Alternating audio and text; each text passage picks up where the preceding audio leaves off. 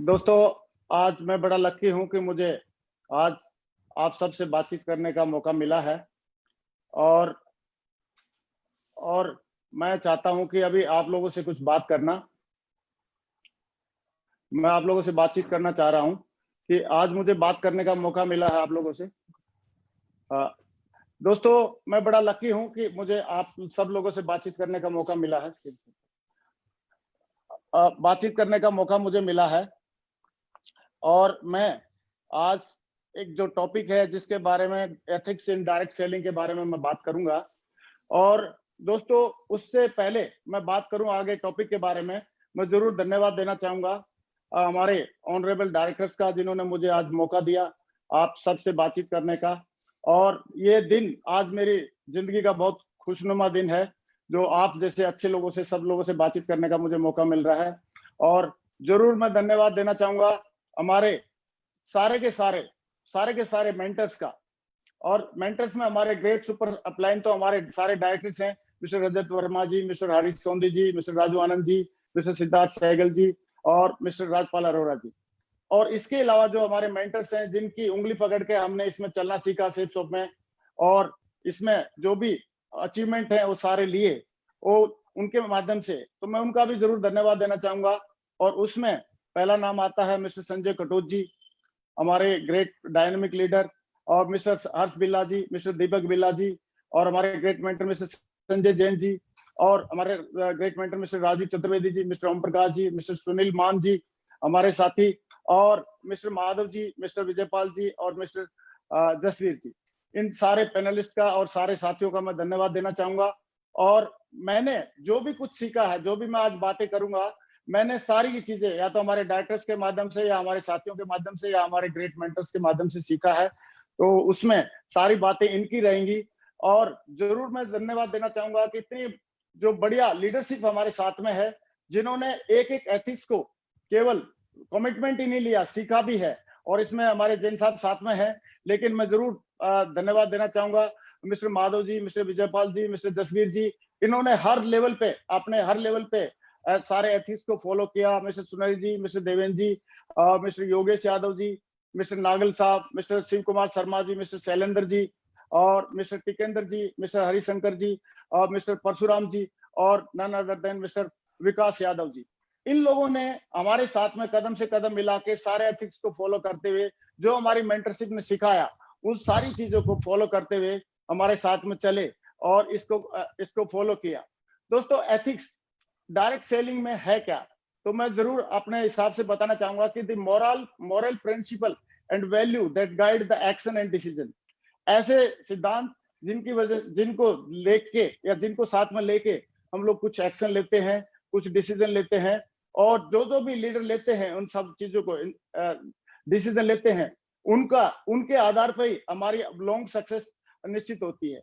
जैसे एथिक्स है, रूल्स हैं, प्रिंसिपल्स हैं, ये हर जगह रहते हैं। किसी और व्यवसाय की तरह नेटवर्क मार्केटिंग व्यवसाय के भी कुछ नियम है, वसूल हैं। और उस नियम और वसूल को जो फॉलो करता है, उसका विशाल साम्राज्य की तरह विशाल संगठन बनता है। क्योंकि विशाल संगठन बनने के बाद भी अगर हमने इन एथिक्स को फॉलो नहीं किया, तो कहीं ना कहीं हम मिस कर जाएंगे। तो इसमें इंपॉर्टेंस क्या है इस एथिक्स की, तो मेरा ऐसा मानना है कि एक person get success due to his ability and commitment. एक आदमी अपनी सफलता जो है अपनी योग्यता और कमिटमेंट की वजह से पाता है, but he maintains that success by ethics. लेकिन उसको सक्सेस को मेंटेन करने के लिए लॉन्ग टर्म में एथिक्स को फॉलो करना पड़ता है। और दोस्तों, एथिक्स की बात आती है तो मैंने जो वर्ल्ड लेवल पे जो बड़े बड़े मैनेजमेंट गुरु हैं, जो सक्सेस की परिभाषा लोगों को सिखाते हैं, उसमें से एक नाम है mister gym Colin. Gym Colin 1 घंटे का जो लेक्चर देते हैं, तो उसका $1 लाख वो चार्ज करते हैं। और वो 500 फॉर्चून जो कंपनीज हैं, उनके 500 फॉर्चून कंपनीज के जो सीईओज हैं, उनको ये अटेंड करते हैं, और कैसे बड़ी बड़ी कंपनीज को रन करना चाहिए उनके बारे में ये लोगों को बताते हैं।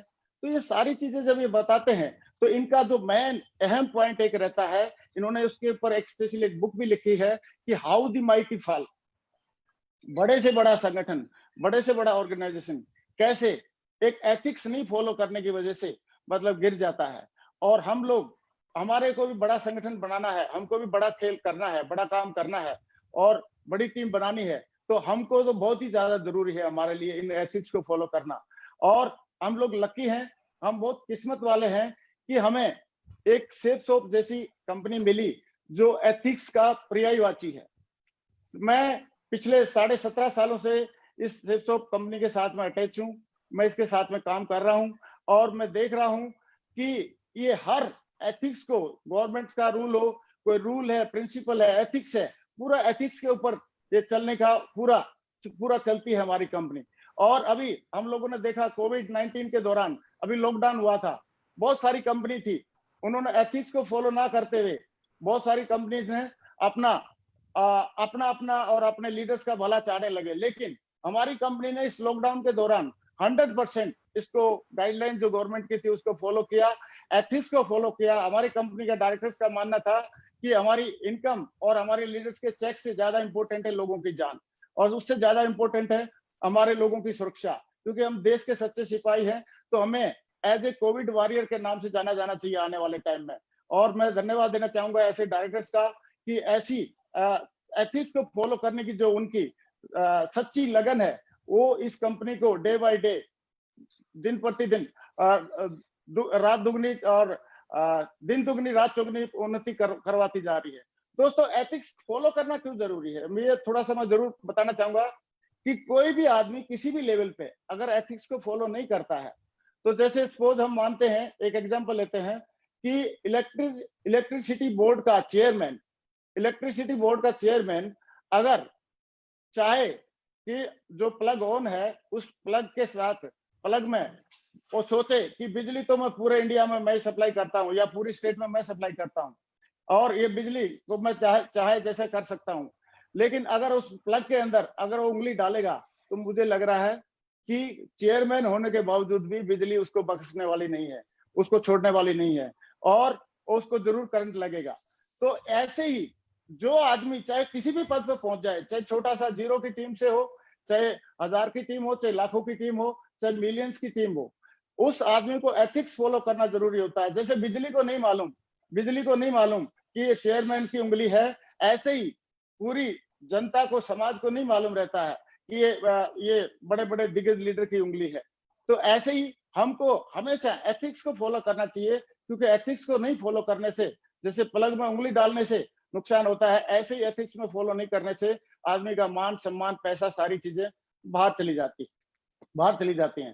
तो सॉरी, मैं 1 मिनट के लिए, दोस्तों मैं जरूर एक बात और डिस्कस करना चाहूंगा कि एक कुछ एथिक्स हैं हमारे पास जो हमने सीखे हैं इस बिजनेस के माध्यम से, और वो एथिक्स हैं कि never do anything new without checking with upline. इसको डिटेल में हम आगे डिस्कस करेंगे। दूसरा एथिक्स है never pass the negativity to downline and cross line. और तीसरा है never mess up with anybody's money, ego and family. और चौथा है never criticise, condemn and complain, only compliment. ऐसे ही कुछ एथिक्स और हैं जो सेकंड स्लाइड में मैं बताना चाहता हूं कि don't discuss your business with your cross line. और नेक्स्ट एथिक्स है never use alcohol in business meeting. And तीसरा जो एथिक्स है वो है don't lie, avoid boasting and unnecessary show off. कभी झूठ ना बोले, गप्पे डींगे ना हाके और अननेसेसरी शो ऑफ ना करें। तो दोस्तों वन बाय वन करके इसको हमें डिस्कस करना चाहता हूं कि ये जो फर्स्ट रूल है never do anything new for the first time without checking upline, ये ऐसा ही हुआ कि हम दूसरों की गलतियों से जो सीखता है वो समझदार इंसान होता है, और गलती करके सीखता है वो अनाड़ी आदमी होता है। लेकिन मुझे लग रहा है अगर हम समझदार हैं तो हमारे अपलाइन से जो भी कुछ नया करना है उसको सीखा जा सकता है। और कई लोग सोचते हैं कि साहब हम लोग तो खुद ही अनुभव करके सीखेंगे, तो आप कई चीजें हमको अनुभव करके सीखने में बहुत ज्यादा हानि हो सकती है। जैसे फॉर एग्जाम्पल हमको मालूम है कि साइनाइड को चखने से, साइनाइड को टच करने से या साइनाइड को खाने से अगर आदमी मर सकता है, तो चख के देखना मुझे लग रहा जरूरी नहीं है। तो लोगों के अनुभव से हमको सीख लेना चाहिए, उसी से हमको बिलीव कर लेना चाहिए। दूसरी बात मैं जरूर बताना चाहूंगा कि अपलाइन की जो इंपॉर्टेंस है हमारे बिजनेस में बहुत ही ज्यादा है। अपलाइन का जो आदमी ज्यादा से ज्यादा उपयोग करता है, अपलाइन का जो ज्यादा से ज्यादा ब्लेसिंग लेता है, अपलाइन का ज्यादा से ज्यादा जो सहयोग लेता है, वो आदमी हमेशा आगे बढ़ता रहता है। और मैंने बहुत सारे एग्जाम्पल मेरे सामने है, मैंने देखा है। तो इसको मैं एक छोटी सी कहानी के माध्यम से एक्सप्लेन करना चाहूंगा कि अपलाइन का क्या महत्व है। एक बार एक गाय थी और वो जंगल के किनारे तक चली गई चरते चरते, तो वहां पे एक भूखा शेर था। उसने उसका पीछा करना शुरू किया। गाय समय रहते दौड़ लगाई गाय ने, लेकिन दुर्भाग्यवश वो जाके किसी दलदल में फंस गई, दलदल में कूद गई। और दलदल में कूदी तो दलदल में फंस गई, और शेर भी जोश जोश में दलदल में कूद गया, लेकिन वो थोड़ा दूरी पे कूदा तो दोनों का मुंह बाहर था और दलदल में दोनों फंसे हुए थे, प्रयास कर रहे थे निकलने का, लेकिन नहीं निकल नहीं पा रहे थे। तो उसी टाइम गाय शेर की तरफ देख के हंसने लगी। गाय को पूछा शेर ने कि गाय हंस क्यों रही है, आप तो अभी दलदल में फंस गए, हम लोग मरेंगे। तो गाय ने बोला, नहीं नहीं शेर, हम दोनों नहीं मरेंगे। बोला, दोनों कैसे नहीं मरेंगे, कैसी बात कर रहे हो आप। तो उसने गाय ने बोला कि तू आप मरोगे, मैं नहीं मरूंगी। बोला, क्योंकि मेरा एक मालिक है, मेरा कोई सीनियर है, मेरा कोई मेंटर है, वो ढूंढते ढूंढते आएगा और मुझे लेके जाएगा, बचा के लेके जाएगा। लेकिन शेर तू ये बता, तेरा कोई मेंटर है, तेरा कोई अपलाइन है, तेरा कोई सीनियर है। बोला, नहीं, मैं तो खुद ही जंगल का राजा हूं। तो बोला, बेटा मर। तो अपना सीनियर होना और मेंटर होना, ये सौभाग्य है, वरदान है हम जैसे लोगों के लिए, और ये हमको मिले हैं। तो इनकी बातों को हमको फॉलो करना चाहिए। और एक चीज का और ध्यान रखना चाहिए, कई लोग अपनी टीम में नीचे लगे रहते हैं, केवल टीम को बोला सर चेक, तो टीम के साथ काम करने से आते हैं। लेकिन हम बोलते हैं कि टीम के साथ काम करना जरूरी है, एक हाथ आप टीम को जरूर पकड़ाइए, लेकिन एक हाथ हमको हमेशा अपलाइन को भी देना चाहिए। अपलाइन को भी अगर हमने हाथ दूसरा दिया तो हमारा बैलेंसिंग बना रहेगा, और एक जैसे आप स्लाइड में देख रहे हो, ऐसे एक स्ट्रॉन्ग टीम हम बनाने में कामयाब रहेंगे। अगर हमने कहीं अपलाइन का हाथ छोड़ा तो आप देख रहे हो स्लाइड में, कहीं ना कहीं हम लोग बैलेंसिंग नहीं बना पाएंगे। अगर डाउनलाइन का भी नहीं छोड़ना है, अपलाइन का भी नहीं छोड़ना है। ऐसे करके हमको अपलाइन की बातों को ज्यादा तवज्जो देनी चाहिए। और दोस्तों, सेकंड जो रूल है, मैं उसके बारे में जरूर एक्सप्लेन करना चाहूंगा कि don't pass negative in your downline and cross line. ये बहुत ही मतलब परीक्षा है हर एक इंसान की, क्योंकि जो बात नेगेटिव बात करने में जो मजा आता है लोगों को, उसको मजे को छोड़ते नहीं है लोग। लेकिन नेगेटिव डाउनलाइन के साथ तो करना ही नहीं चाहिए। नेगेटिव क्यों नहीं करना चाहिए, क्योंकि हम नेगेटिव बातें हम अपने बच्चों के सामने नहीं करते हैं। क्यों नहीं करते हैं, उन पर बुरा असर पड़ता है। ऐसे ही डाउनलाइन भी हमारे बच्चों की तरह है, तो उनके साथ में कभी भी कोई नेगेटिव बात नहीं करनी चाहिए। और साथ साथ में क्रॉस लाइन के साथ में भी बात नहीं करनी चाहिए नेगेटिव। क्यों नहीं करनी चाहिए क्रॉस लाइन के साथ में नेगेटिव बात, क्योंकि वो भी तो किसी की डाउनलाइन है, हमारे अपलाइन की डाउनलाइन है। अगर उनका नुकसान कर रहे हैं तो हमारा भी नुकसान है इनडायरेक्टली। तो कभी भी हम डाउनलाइन और क्रॉस लाइन के साथ में कभी नेगेटिव बात ना करें, क्योंकि क्रॉस लाइन लोग होना बहुत जरूरी है। उनसे भी हम लोग बहुत सारी चीजें सीखते हैं, और बहुत सारी चीजें हमको वरदान में मिलती हैं क्रॉस लाइन के माध्यम से। मैं तो इतना ही बोलना चाहूंगा कि नेगेटिव चीजें, इस हम पहले 3 बापू के बंदर थे, अब ये 4 हैं। तो इनमें ये साफ साफ बोल रहे हैं कि बुरा मत बोलो, बुरा मत सुनो, बुरा मत देखो, और बुरा मत सोचो। अगर हमको बड़ी सक्सेस लेनी है इस जिंदगी में, इस जीवन में, तो हमको ना तो बुरा देखना चाहिए, ना बुरा सुनना चाहिए, ना बुरा बोलना चाहिए, और ना ही बुरा सोचना चाहिए। इसलिए हमेशा पॉजिटिव बोलें। ये बंदर हमको यही मैसेज दे रहे हैं कि हमेशा पॉजिटिव बोले, पॉजिटिव सोचे, पॉजिटिव देखें और पॉजिटिव सुने। अगर हमने ऐसा किया तो बहुत बढ़िया हमारे साथ में काम होगा। दूसरा दोस्तों, तीसरा जो रूल है हमारे इस एथिक्स है, वो एथिक्स है कि never mess up with anyone's ego, money and spouse. हमको कभी भी किसी की ईगो को हर्ट नहीं करना है, कभी भी किसी के मनी के साथ खिलवाड़ नहीं करना है, और कभी स्पाउस के साथ खिलवाड़ नहीं करना है। क्योंकि इस ईगो के बारे में हमारे ऑनरेबल डायरेक्टर साहब रजत जी ने बहुत बढ़िया एक बातों में हमको सिखाया कि कभी भी हमको किसी की ईगो नहीं हर्ट करना है। पॉलिटिक्स के मैटर को लेके, रिलीजन के मैटर को लेके, जेंडर को लेके, जॉब को लेके, फूड हैबिट्स को लेके, हम लोगों ने कभी भी किसी की ईगो को हर्ट नहीं करना। क्योंकि ईगो हर्ट करने का मतलब है हम उस इंसान की वैल्यू कम कर रहे हैं। और किसी भी इंसान को, जितने भी लोग इस दुनिया में हैं, वो सारे के सारे उनकी एक वैल्यू है। भगवान के बनाए हुए लोग हैं सारे लोग। और अगर किसी के साथ कभी भी ईगो हर्ट करने की कोई बात आती है, तो उसके जूते में आप पैर के रख के देखें कि अगर आप या हम उनकी जगह होते तो क्या महसूस करते। तो इस चीज का हम विशेष ध्यान रखें, कभी भी हमारी टीम का कभी कोई ईगो हर्ट नहीं करें।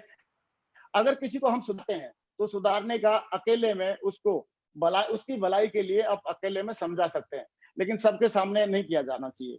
नेक्स्ट एक मनी डिसिप्लिन, मनी के साथ no borrowing no lending. We are in the cash and carry business, हम लोग कैश एंड कैरी बिजनेस में है। कभी भी हमको ना तो उधार लेना चाहिए कुछ, ना हमको उधार देना चाहिए। अगर टीम में उधार क्यों नहीं लेना चाहिए, क्यों नहीं देना चाहिए? क्योंकि पैसे में महारत होती है संबंध खराब करने का। क्योंकि बड़े बड़े रिश्तेदार, बड़ी बड़ी कई सारी चीजें हम लोगों ने सुनी होंगी कि पैसे के लेन देन की वजह से उनके संबंध खराब हो गए, रिलेशन खराब हो गए। तो हमको किसी भी हालत में आपस में लेना देना नहीं करना चाहिए। लेना देना करने के लिए बैंक्स हैं, बड़े बड़े साहूकार हैं, उनके साथ में लेना देना करें, लेकिन टीम में नहीं करें, क्योंकि लॉन्ग टर्म में हमको बहुत बड़ा काम करना है। और always keep your account clear. अगर किसी से रास्ते चलते कभी 1000, 500, 2000 कभी आपस में लेना देना पड़ गया किसी मजबूरीवश, तो उसको तुरंत क्लियर करें। क्योंकि लोगों को लगता है कि अरे यार वो तो भूल जाएगा, लेकिन भूलता कोई नहीं है, ना देने वाला भूलता है ना लेने वाला भूलता है। सिर्फ उसकी एथिक्स बेकार हो जाता है और आगे के लिए उसको मिलता नहीं है। दूसरा, हमको दिल से ऑनेस्टी रखनी चाहिए, दिल से ऑनेस्टी रखने की बहुत ज्यादा जरूरत है। और लेकिन लोग करते क्या है, ईमानदारी तब तक करते हैं जब तक बेईमानी करने का मौका ना मिले। लेकिन हमको कब ईमानदार रहना है? जब बेईमानी करने का मौका मिले तब भी, नहीं मिले तब भी। तो इसको वो एक छोटी सी कहानी के माध्यम से हम लोग थोड़ा सा शेयर करेंगे। मैं शेयर करना चाहता हूँ कि आप लोगों ने देखा होगा, पिक्चर से पता लग रहा है, सब लोगों ने कहानी सुनी होगी पंचतंत्र की कहानियों में, बचपन की जो किताब में बुक्स में थी, कि एक लकड़हारा था और नदी के किनारे पे पेड़ काट रहा था। ये उस टाइम पे राम के जमाने की, श्री राम जी के जमाने की बात है कि उस टाइम पे त्रेता युग में, तो उसकी कुल्हाड़ी गिर गई नदी में और वो बैठ के रोने लगा। उसके दुख को देख के एक जल देवता प्रकट हुए और उन्होंने बोला कि क्या बात है? तो उन्होंने बोला मेरी कुल्हाड़ी गिरी हुई है। तो बोला ठीक है, कोई बात नहीं, नो नो प्रॉब्लम, मैं ढूंढता हूँ। तो उन्होंने जल देवता ने एक कुल्हाड़ी निकाली और वो सोने की थी। तो उसने पूछा क्या ये सोने की है? तो उन्होंने बोला नहीं नहीं। फिर उन्होंने चांदी की निकाली, बोला ये आपकी है? बोला नहीं। ये आपकी है? बोला नहीं, ये मेरी नहीं है। तो फिर उन्होंने लोहे की निकाली, उसकी जो ओरिजिनल कुल्हाड़ी थी लकड़हारे की, तो जैसे ही उसने निकाली तो झटपट उसने बोला हाँ ये मेरी है। तो उसकी ईमानदारी पे खुश होकर जल देवता ने तीनों कुल्हाड़ी दे दी और तीनों कुल्हाड़ी लेके वो चला गया खुशी खुशी। लेकिन अभी जमाना था कलयुग का। कलयुग के जमाने में फिर वही लकड़हारा वही नदी के किनारे पे लकड़ी काटने के लिए आया हुआ था। लेकिन अभी कलयुग के हिसाब से अभी उसमें एक एडिशन, एक फीचर ऐड हो गया कि वो बीबी के साथ आया हुआ था और अचानक उसकी बीबी नदी में गिर गई और उसने बचाने की कोशिश किया लेकिन बचा नहीं पाया। लेकिन बैठ के फिर वो कुल्हाड़ा रोने, फिर लकड़हारा रोने लगा। तो फिर जल देवता प्रकट होते हैं। जल देवता ने बोला कि क्या बात है वत्स, बताओ क्या बात है? बोला जी मेरी बीबी गिर गई है और मैं उसको बचा नहीं पा रहा। तो उस जल देवता ने बोला कि ठीक है मैं निकालता हूँ। जल देवता ने डुबकी लगाई और प्रीति जिंटा को निकाल के लेके आए। बोला ये आपकी है? तो लकड़हारे ने बोला यस मेरी है। तो जल देवता को बड़ा गुस्सा आया। बोला यार जब मैं त्रेता युग में आया था तेरे पास तब तो तूने बोला, तब बड़ी ईमानदारी दिखाई, और अभी आप देखो एक ही झटके में मुकर गए आप।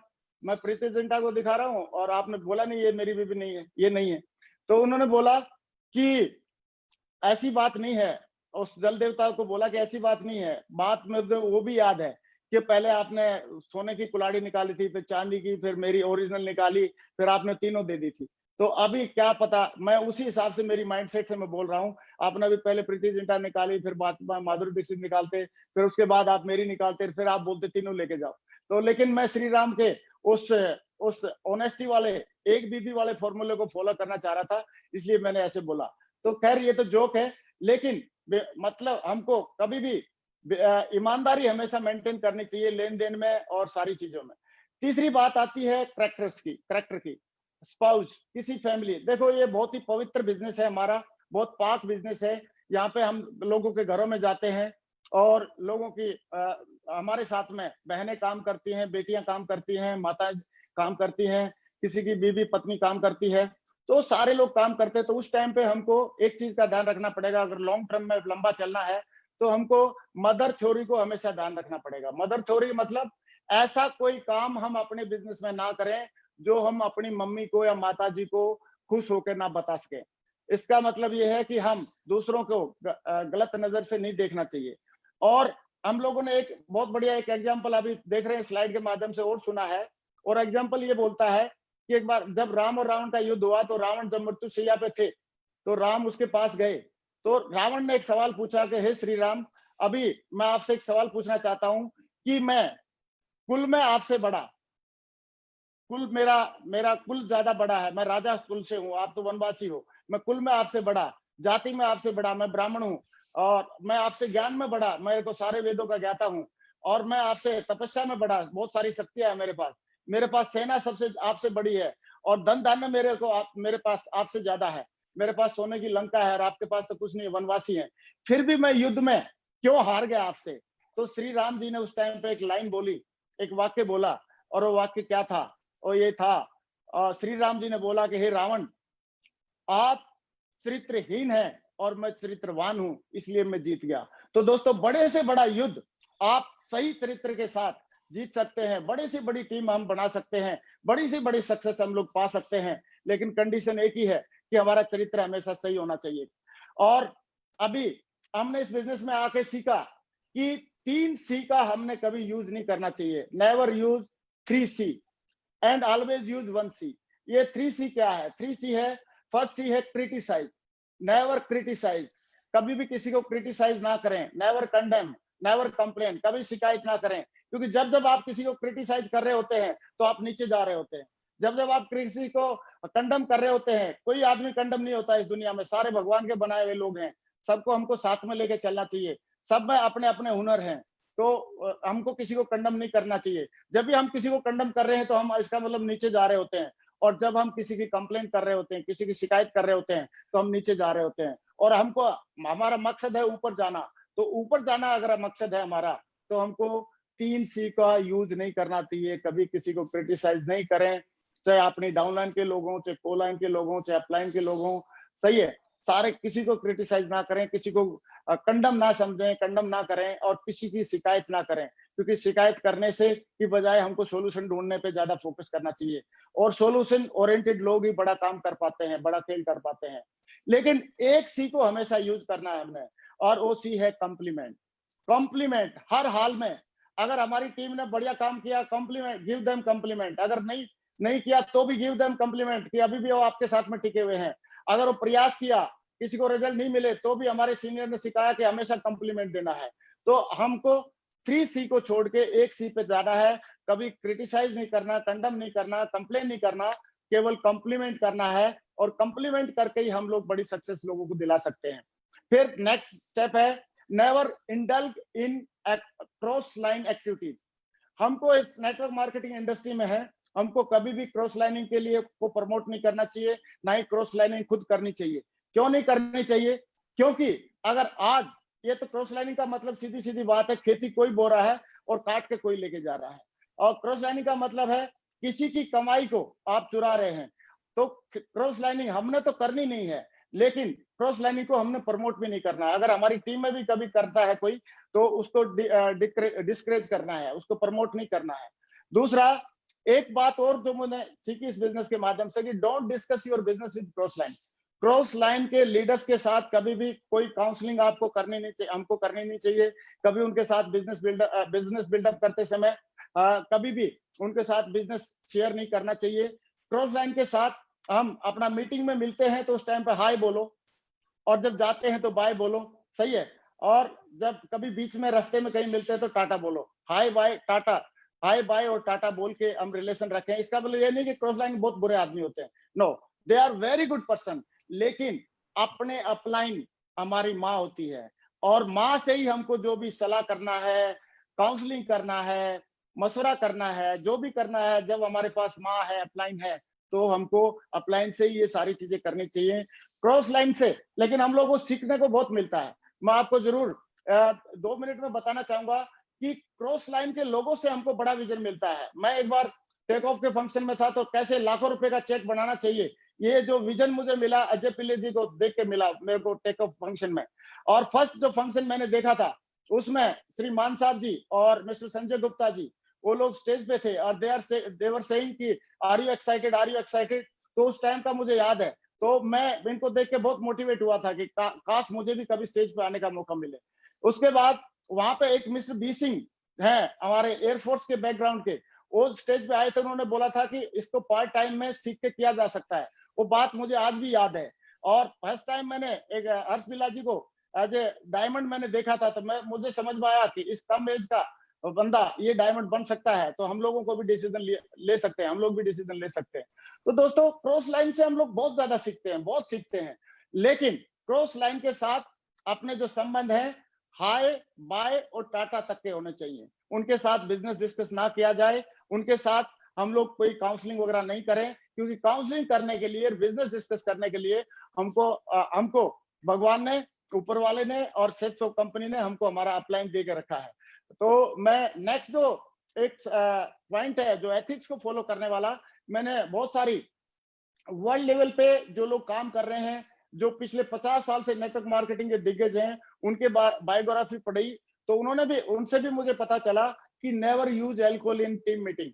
कभी भी टीम में जब हम लोग होते हैं तो कभी भी हमको अल्कोहल यूज नहीं करना चाहिए। बिजनेस के दौरान हमको अल्कोहल या किसी टाइप का नशा नहीं करना चाहिए। इवन अगर हमने कभी अल्कोहल, किसी को मान लो शौक है या नहीं रुक सकता, तो उसको कभी भी दारू पी के कभी टीम में किसी से बात नहीं करनी चाहिए और किसी मीटिंग में कभी नहीं जाना चाहिए, क्योंकि ये एक छोटी सी बात, दारू पी के आदमी की दारू पी के कई लोग तो अपने आप को संभाल लेते हैं, लेकिन कई लोग अपने आप को संभाल नहीं पाते हैं। तो इसलिए अमेरिका जैसे देश में नेटवर्क मार्केटिंग इंडस्ट्री में दारू को अवॉइड करते हैं वो लोग किसी भी मीटिंग में। तो आप बताओ, इंडिया में तो मुझे लग रहा है कि इसका और भी ज्यादा फोकस करना चाहिए। और मुझे फक्र है कि मेरे सारे के सारे जितने भी अपलाइन हैं और सारे के सारे जितने भी टीम के लोग हैं, वो सारे इन व्यसनों से दूर रहते हैं। कभी मैंने किसी बंदे को हमारी टीम में ये सब व्यसन करते हुए नहीं देखा। इसलिए मुझे भी ये पक्का विश्वास हुआ कि इस चीज फोकस करनी चाहिए। दोस्तों लास्ट पॉइंट मेरा एक ये है कि डो नॉट लाई, कभी झूठ मत बोले। झूठ बोल के प्रमोट किया गया बिजनेस बाद में पोल खुल जाती है। और अवॉइड बोस्टिंग, डींगे नहीं हाँकना है। डींगे हाँकने से कुछ बड़ा काम नहीं होता। अगर हमारा 5,000 का चेक है तो 5,000 का बताएं, 10,000 का चेक है 10,000 का बताएं, अगर और जरूरी है अपलाइन का चेक दिखाएं। तो ये हमारे को डिंग नहीं आंकनी है और अननेसेसरी शो ऑफ नहीं करना है। अननेसेसरी शो ऑफ करने से कुछ फायदा नहीं होता है। अगर आपके पास जो अचीवमेंट है, जो आपकी लेवल है, उसी को बताएं। उसी को बताने से भी आपका बड़ा बिजनेस हो सकता है। और जब अगर आप सच्चाई बोल के बिजनेस करेंगे तो आपकी नींव सच्ची बनेगी और बड़ा खेल हो जाएगा, बड़ा काम हो जाएगा। लेकिन जो एथिक्स है हमको भी सीखने चाहिए और हमारे को अपने टीम को भी सिखाना चाहिए। लेकिन ये टीच एथिक्स बाय एग्जांपल, हमको एग्जांपल देके सिखाना चाहिए। ऐसा नहीं हो सकता कि हम लोग खुद एथिक्स को फॉलो नहीं करें और टीम फॉलो कर ले। हमको पहले एथिक्स को खुद फॉलो करना चाहिए और उसके बाद टीम से फॉलो करने की उम्मीद करनी चाहिए। और दोस्तों लोग वो नहीं करते जो लोगों को हम बोलते हैं, लोग वो करते हैं जो लोग हमको करते हुए देखते हैं। और ऐसे ही मैं इस बात को मैं जरूर रिपीट करना चाहूंगा, if you follow the ethics your team will follow. अगर आप एथिक्स को फॉलो करेंगे तो आपकी टीम फॉलो करेगी। मैं हमारे जो ग्रेट मेंटर्स हैं उनके बारे में थोड़ा सा जरूर बताना चाहूंगा। मिस्टर राजीव चतुर्वेदी जी, मिस्टर संजय जैन जी, इन लोगों ने हर एक ऐसा एग्जाम्पल सेट किया करके दिया हम लोगों को कि कभी भी हमको लगा नहीं कि यार कभी भी ये लोग इतने एथिक्स को फॉलो कर रहे हैं। कभी भी इन लोगों ने नेगेटिव बात नहीं करी टीम के सामने या हमारे सामने। कभी भी इन लोगों ने मतलब क्रॉस लाइनिंग को या उसको बढ़ावा नहीं दिया। हमेशा अपने ये चाहते तो इतने बड़े पद पे होने के बाद कुछ ढाल-ढोल कर सकते थे, लेकिन इन लोगों ने हमेशा एथिक्स को फॉलो किया और उसी का ट्रू कॉपी हमारी टीम अभी जब वो फॉलो कर रहे हैं, तो हमने सोचा कि हमारी टीम में जो एक एग्जाम्पल सेट किया है हमारे लोगों, गुरु लोगों ने, तो उस एग्जाम्पल को हमने भी आगे सेट करना चाहिए। क्योंकि मंकी सी मंकी डू करती है, पहले हमको सही करना पड़ेगा और उसके बाद टीम से हम उम्मीद कर सकते हैं। दोस्तों मैं अभी इसको समरी को थोड़ा सा एक बार रिवाइज कर देता हूं और रिवाइज करने में दोबारा एक बार याद दिलाना चाहूंगा कि never do anything new without checking with active upline. Active upline के साथ चेक किए बगैर आप कोई नई काम या नई कार्रवाई ना करें। लेकिन इसका मतलब ये नहीं है कि आप प्लान दिखाने जाएं कि नहीं जाएं, इसके लिए बार बार फोन करने की जरूरत नहीं है। जो बता रखा है, जो काम पहले से हमको मालूम है, जो सिस्टमेटिक है, वो तो हमको करना है सारा काम। लेकिन कोई नई चीज करनी है तो जरूर अपलाइन से पूछ लें, क्योंकि उनका अनुभव हमारे काम आ सकता है। Next, never pass any negativity to downline and cross line. ये हमने बच्चे से समझा कि नेगेटिव चीजें बिल्कुल जहर की तरह होती हैं और जहर से जितना बचा जाए उतना अच्छा होता है। कभी भी डाउनलाइन में या क्रॉस लाइन में किसी टाइप का कोई जहर या नेगेटिव बातें नहीं फैलानी चाहिए। ये हमको समझ में आ गई है। फिर never mess up with anybody's money, ego and family. और ये भी हमको पता चला कि हमको कभी किसी की ईगो को हर्ट नहीं करना चाहिए, मनी का लेन देन साफ सुथरा होना चाहिए और कभी भी किसी की फैमिली या परिवार के प्रति हमको गलत भावना नहीं रखनी चाहिए, क्योंकि ये जो पवित्र बिजनेस है, पाक बिजनेस है, यहाँ पे हमको लोगों के साथ में रह के काम करना है। Never criticise, condemn and complain, only compliments. कभी भी किसी को क्रिटिसाइज ना करें, चाहे अपलाइन, डाउनलाइन, कोलाइन, कोई भी हो। किसी को क्रिटिसाइज करने से कुछ लाभ होने वाला नहीं है। कभी किसी को कम ना समझे, कभी भी किसी की कंप्लेन ना करें। हमेशा अगर कर सकते हैं तो एक काम करें, कंप्लीमेंट, कंप्लीमेंट, कंप्लीमेंट। और ये कंप्लीमेंट करने का, प्रमोशन करने का ही काम है। अगर हम कंप्लीमेंट और प्रमोशन करते रहते हैं तो लोगों का और हमारा बड़ी टीम बनाने में हमको बहुत बड़ी मदद मिल सकती है। Do not discuss your business with cross line. Cross line के साथ हमको किसी भी हालत में अपना बिजनेस डिस्कस नहीं करना है। कई लोग क्रॉस लाइन के पास डायरी लेके बैठ जाते हैं, गुरुजी बोला मेरी वो कर दो, काउंसलिंग कर दो। क्रॉस लाइन से काउंसलिंग हो ही नहीं सकती। क्रॉस लाइन, आपकी काउंसलिंग आपकी अपलाइन से हो सकती है, और अपलाइन या हमारी माँ जैसे हमको सबसे ज्यादा जानती है, ऐसे ही हमारी अपलाइन हमको सबसे ज्यादा जानती है। और अपलाइन में वो कई सारे लोग रहते हैं, किसी न किसी को से तो आपकी मतलब एक राइट ट्यूनिंग होनी चाहिए। और never use alcohol in while in meeting. और हमने मीटिंग में कभी भी या बिजनेस में एल्कोहल को नहीं लाना है, क्योंकि एल्कोहल नशा है और नशे को लोग अच्छी नजर से नहीं देखते हैं। और कुछ लोग तो अपने आप को संभाल लेते हैं, लेकिन कुछ लोग संभाल भी नहीं पाते हैं। ये बातें बहुत छोटी छोटी लगती होंगी, कई बार सुनी सुनी लगती होंगी, लेकिन इन बातों को फॉलो करने के बाद, करने से कितना बड़ा एम्पायर खड़ा हो सकता है, ये तो हम जब करते हैं तभी पता चलता है। और डू नॉट लाई, लाई, कभी झूठ नहीं बोले।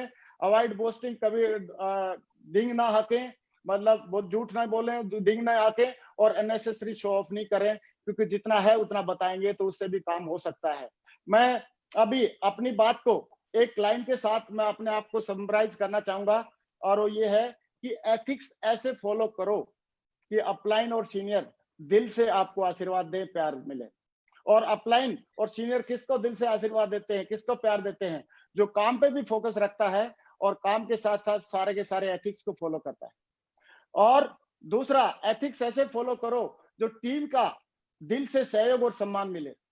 टीम के लोगों से दिल से सहयोग और सम्मान कब मिलेगा? जब हम सारे एथिक्स को फॉलो करेंगे और वो अपने उसको हमेशा बढ़ावा देंगे। क्योंकि अगर हम सहयोग नहीं करेंगे तो हमारे को, अगर हम एथिक्स को फॉलो नहीं करेंगे तो टीम का भी दिल से सहयोग नहीं मिलेगा। धीरे धीरे सम्मान भी जो जो उतना होना चाहिए उतना नहीं मिलता है। ये हम लोग नोटिस कर सकते हैं। तो दोस्तों, आज मुझे खुशी है कि आज आप लोगों से मुझे बात करने का मौका मिला। मैं दोबारा धन्यवाद देना चाहूंगा हमारे सारे डायरेक्टर्स का, सेफ्स ऑफ कंपनी का, और हमारे सारे के सारे सीनियर्स का, सारे के